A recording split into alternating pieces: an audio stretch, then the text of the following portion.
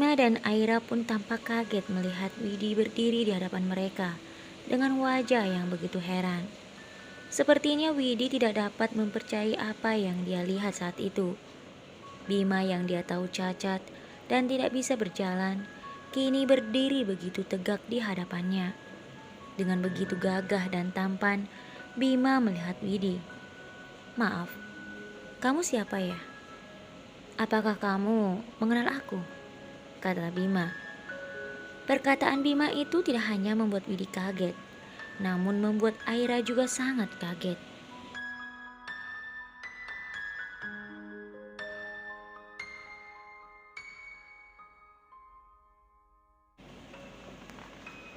Widi kemudian berkata, "Apa yang kamu katakan, Bima? Kamu tidak mungkin tidak mengenal aku, kan? Atau jangan bilang, kamu juga lupa ingatan." Sejenak Bima berpikir, lalu berkata dengan santai, "Oh iya, sekarang aku ingat. Kamu yang saat itu bersama dengan teman-temanmu mentertawai aku di taman, kan? Sejak kecelakaan itu, aku bukan hanya tidak bisa berjalan, tetapi aku sudah lupa semua tentang masa laluku yang menyedihkan."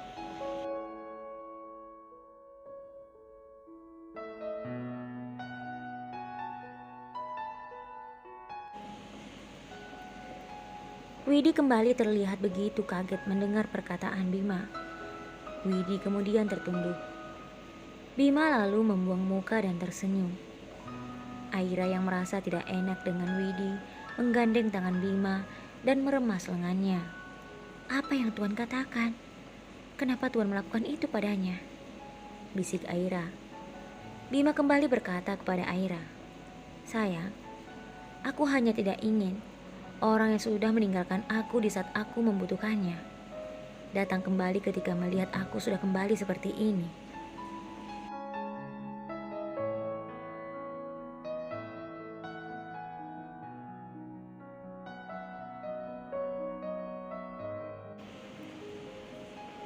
Aira terdiam. Widi pun hanya terus tertunduk. Bima kembali berkata kepada Aira, "Kamu ingat kan, bagaimana ketika aku masih cacat dulu? Jangankan menyapaku, melihatku saja, dia merasa enggan. Dia seperti tidak pernah kenal denganku. Lalu di saat dia melihat aku sudah seperti ini, kenapa dia tiba-tiba saja menyapaku? Apa maksud dari semua itu? Aku tidak merasa sombong ataupun berpikir dia ingin kembali padaku, karena aku tahu dia telah bersama pria lain. Pria itu sangat aku kenal."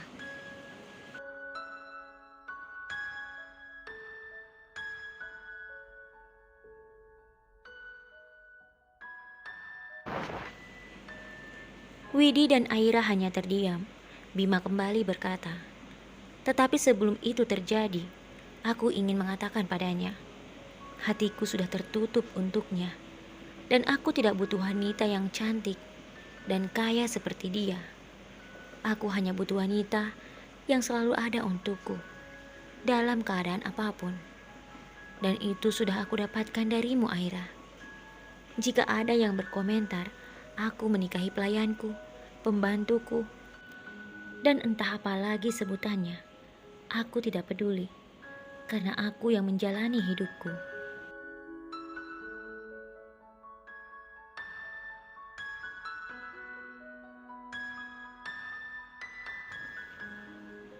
Bima lalu berkata kepada pegawai itu, "Mbak, tolong bawa calon istriku ini ke dalam.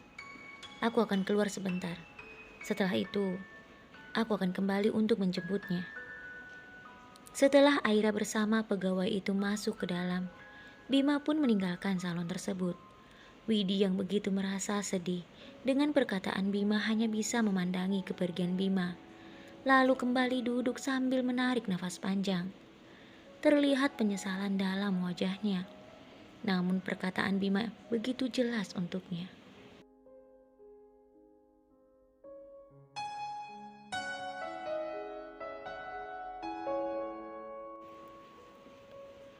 Widi berjalan masuk ke dalam sebuah ruangan Dan di dalam ruangan itu, Aira sedang melakukan perawatan.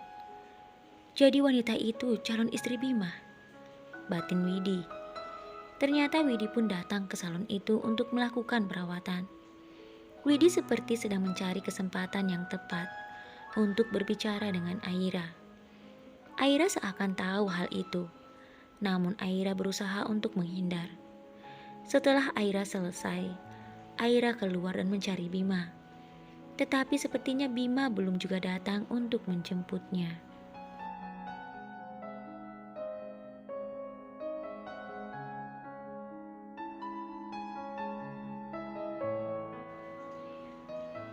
Aira kemudian duduk menunggu kedatangan Bima di ruang tunggu. Aira tak henti-hentinya terus melihat ke arah pintu, berharap Bima segera datang untuk menjemputnya. Jadi kamu calon istri Bima? Suara itu mengagetkan Aira, dan suara itu adalah suara Widi yang sedang berjalan ke arahnya. Aira menghindari pandangan Widi. Widi kemudian duduk di sampingnya. Kamu sangat beruntung, karena Bima akan menikahimu. Tetapi kalau aku jadi kamu, pasti berpikir 1000 kali untuk menjadi istri Bima.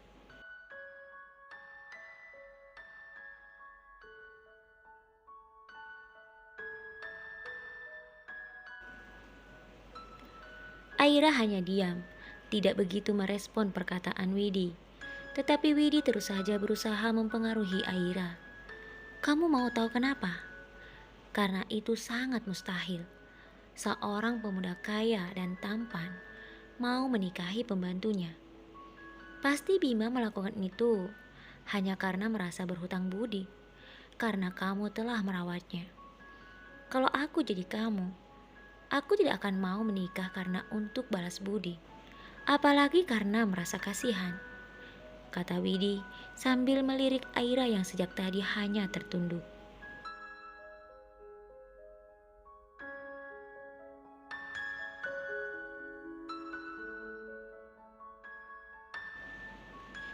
Di saat Widi kembali hendak mengatakan sesuatu, Bima tiba-tiba datang dan tersenyum melihat Aira. Sayang, kata Bima sambil berjalan mendekati Aira. Widi segera berbalik dan berjalan menjauhi mereka dan berdiri sedikit jauh dari Bima dan Aira. Namun Widi masih dapat mendengar pembicaraan antara Bima dan Aira. Tuan dari mana saja?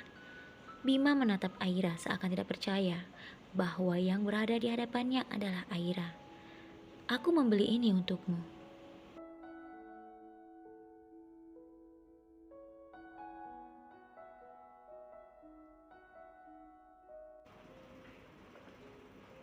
Aira meraih pemberian Bima dan melihat isinya. Baju? Kata Aira terkejut sambil menatap Bima. Bima tersenyum. Iya sayang, sekarang pergilah ke ruang ganti dan pakailah baju itu. Aku akan ke kasir. Aira pun pergi mengganti bajunya. Sementara Bima berjalan menuju kasir seakan tidak melihat keberadaan Widi yang berdiri tak jauh darinya. Beberapa menit kemudian, Aira keluar dan mendekati Bima. Bima yang sedang menunggunya langsung memujinya. Sayang, kamukah ini?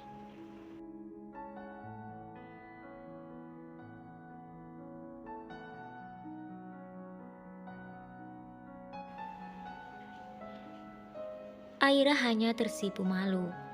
Kamu cantik sekali sayang, lanjut Bima memuji Aira. Widi tampak begitu marah melihat perlakuan Bima kepada Aira. Bima kemudian mengajak Aira untuk pulang.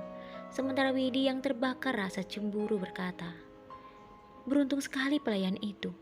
Bima bahkan memperlakukannya seperti seorang putri saja. Dengan perasaan marah, Widi meninggalkan salon itu dan terus melihat Bima dan Aira yang masuk ke dalam mobil.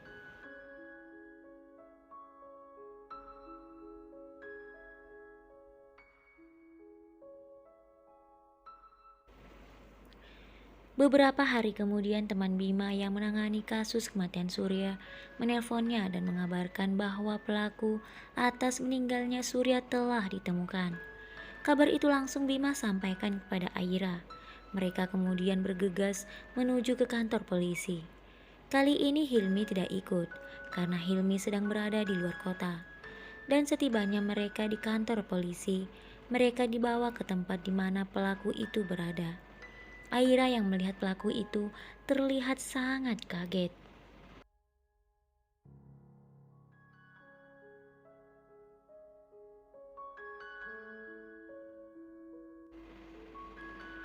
Bima kemudian berkata, "Ada apa sayang?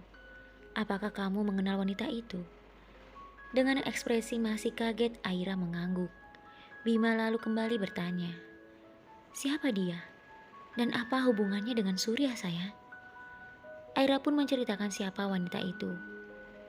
Dia adalah Bu Mira. Bima teringat perkataan Laksmi tentang hubungan Bu Mira dengan Surya.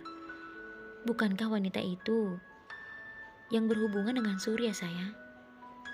Aira mengangguk pelan.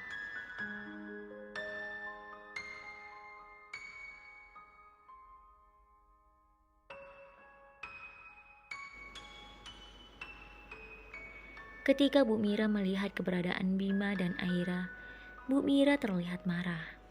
"Aira, dan kamu, laki-laki sok pahlawan itu. Kalian semua ingin menolong Surya, kan? Sekarang tolonglah jika kalian bisa." Aira lalu berkata, "Kenapa Bu Mira tega melakukan ini pada Mas Surya? Apapun yang terjadi dalam hidup Bu Mira, bukanlah salah dia saja, tetapi kesalahan kalian berdua." Bu Mira tidak terima perkataan Aira. "Salahku? Ya, salahku. Begitu percaya padanya, sehingga aku berikan segalanya yang aku punya."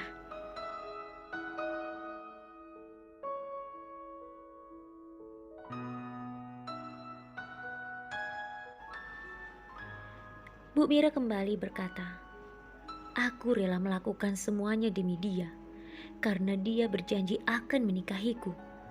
Tetapi bukannya menikahiku, dia justru hilang ingatan.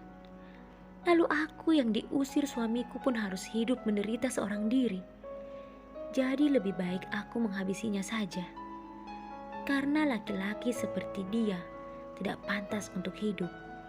Dan kalian yang sok pahlawan ingin membawanya ke rumah sakit, semakin membulatkan niatku untuk menghabisinya dengan memberinya racun."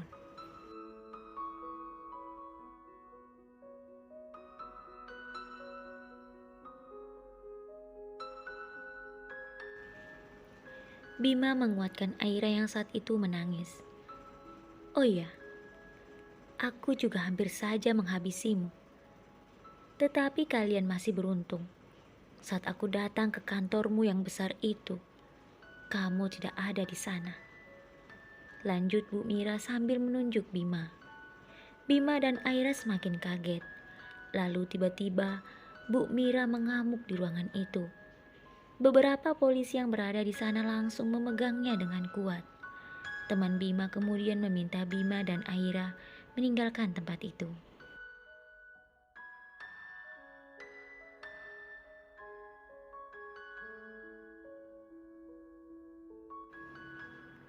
Saat kembali, Aira terus menangis. Dia tidak menyangka orang yang telah tega menghabisi Surya adalah Bu Mira. Bima tidak tinggal diam melihat Aira merasa sedih seperti itu. Bima membawa Aira jalan-jalan ke sebuah taman. Bima terus menghibur Aira sehingga Aira pun kembali tersenyum. Saat mereka berjalan-jalan menikmati pemandangan di taman itu, tanpa sengaja Bima melihat Alex bersama dengan seorang wanita. Terlihat Alex sedang mencumbu wanita itu dan mencoba untuk menciumnya.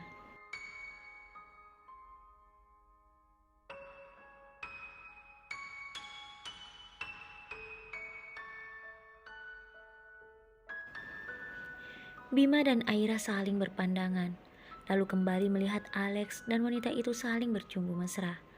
"Sayang, aku rasa wanita itu bukan Widi. Apakah kamu juga merasa seperti itu?" Aira mengangguk membenarkan perkataan Bima. Tidak lama kemudian seorang wanita datang mendekati Alex, dan wanita itu mendaratkan tangannya pada wajah Alex. "Tega sekali kamu melakukan ini, Alex. Bima dan Aira sangat kaget dibuatnya. Bukankah itu Widi? Lalu, wanita itu siapa? Kata Aira.